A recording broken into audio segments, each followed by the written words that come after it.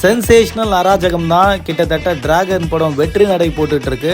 100+ crores collect பண்ணிட்டு இருக்கு. So இந்த 100 கோடி கிளப்ல இணைஞ்சிருக்காங்கன்னு சொல்லி படக்குழுவினர் ஒன்னா இணைஞ்சு கேக்கை வெட்டி பயங்கர கிராண்டா செலிப்ரேட் பண்ணியிருக்காங்க. முக்கியமா ரீசெண்ட் டைம்ல பசங்க மனசுல கிரஷ் லிஸ்ட்ல ஆட் ஆயிருக்கக்கூடிய பல்லவியா நடிச்ச ஹீரோயினும் வந்திருக்காங்க. கடந்த சில நாட்களுக்கு முன்னாடி வெளிவந்த டிராகன் படம் யங்ஸ்டர்ஸ் மத்தியில மட்டும் இல்லாம ஃபேமிலி ஆடியன்ஸை பயங்கரமா அட்ராக்ட் பண்ணுச்சு. இப்போ வரைக்கும் பிளாக் பஸ்டரா போயிட்டு இருக்கு. Kids love Anupama, men's love Kayadu, legends love George மரியம்னு நிறைய பேர் மீம்ஸ் போடுறதும் பார்க்க முடியுது.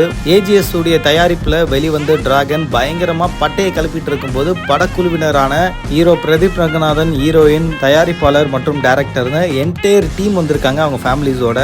ஸோ கேக்கை வெட்டி செம்மையா எல்லாருக்கும் மாறி மாறி ஊட்டி விட்டு சந்தோஷத்தை பகிர்ந்துக்கிறாங்க. சென்சேஷனல் அராஜகம்னு கேக்லயே பிரிண்ட் பண்ணி கேக்கை வெட்டி இருக்காங்கன்னா பாருங்க. ஸோ இந்த படத்தை பார்த்து நிறைய பேர் எமோஷனலா கனெக்ட் ஆயிருப்பாங்க. தப்பு பண்ண ஒருத்தன் அந்த தப்பை திருத்திக்கிட்டு திரும்ப வாழும்போது திரும்ப அந்த தப்பை பண்ண மாட்டான் அப்படின்னு மிஸ்கின் அவர்கள் படத்துடைய எண்ட்ல சொல்லியிருப்பாரு.